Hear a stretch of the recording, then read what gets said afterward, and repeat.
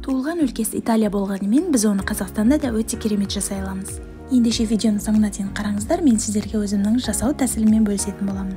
Салмасы әрқалай болып келетін бұл пиццаның сіздер өз қалауларыңыз бойынша қалаған салма түрімен дайындасаңыздар болады. Ендеше мен сіздерге шұжық және де болгар бұрыштарымен қосылған пиццаны әзірлеп көрсетемін. Қажетті заттарды экранда жазып қалдырдым, сонымен бастаймыз. Сүтке илейтін болсаңыздар, ол жұмсақ болып шығады, сол себепті ыстық сүтімізді құйып аламыз. Ал айтпақшы, менің каналыма жазылып, лайк басып, төменде өз пікірлеріңізді қалдыра кетіңіздер. Жарты шай қасықтай тұз және де біраз қасықтай шекер саламыз. Ашытқымызды салып, үстінен сұйық майымызды құятын боламыз. Барлығын біркелкі еріп алғанға дейін араластырып аламыз. Ашытқымыз ерісе жеткілікті.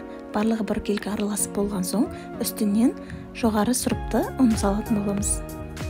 Ең басты ерекшелігі пиццада бізде ашытқы аз болып қалмауы қажет. Ұнды алдын ала аз-аздан араластырып аламыз, ешқандай түйіршіксіз болғанға дейін. Содан соң барып тағы да үстінен ұн салатын боламыз. Әрине, қамырды өз қалауларыңыз бойынша қалай жасасаңыздар да болады. Ең бастысы ол бізде қамыр жұмсақ болуы қажет. Бастысы қамырды илеп болған соң, қамырмен көбірек жұмыс жасау керек.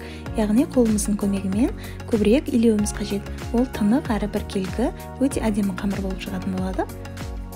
Қамырымызды нанға илеген сияқты қатты етіп илемейміз. Нанның қамырынан жұмсақ болуы қажет, міне көріп тұрғандарыңыздай. Қолға кішкене ғана жабысады.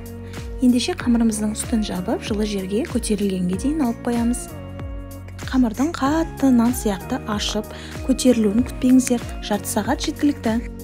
Қамырымызды қолдың көмегімен осылай жайып шығамыз. Қаласаңыздар, оқтаудың көмегімен де жайып алуларыңызға болады. Қалай ыңғайлы, солай жасаймыз. Жайылып біткен қамырымызға листімізден жай береміз. Жақсылап орналастырып алып, үстінен зәйтүн майын құятын боламыз. Пісте майды қолдануға да болады. Бұл біздің пиццамыздың сочный болып шығуына көмектеседі. Пиццаның соусына мен арнайы соус қолдандым. Егер қаласаңыздар, сіздер томатқа біраз қасық шекер, азырақ тұз, су араластырып жақсаңыздар да болады. Ол да өте дәмді болып шығады. Және де мен осы дүкен сөрелерінде сатылатын арнайы осы соусты қолданып көрдім. Сіздерге де кеңес беремін, дәмі өте керемет болып шықты. Арнайы сіздер үшін бұл соусты да көрсетіп өтіп кеттім. Міндетті түрде дәл осы соуспен жасап көріңіздер. Және де болгар бұрыштарын турап салатын боламыз. Салмасын өз қалауларыңыз бойынша жасасаңыздар болады. Тауық етін қайнатып, үстінен теріп салсаңыздар да болады. Шампиньонды турап, үстінен пісте май жағып қойсаңыздар да болады. Ол да өте дәмді болып шығады.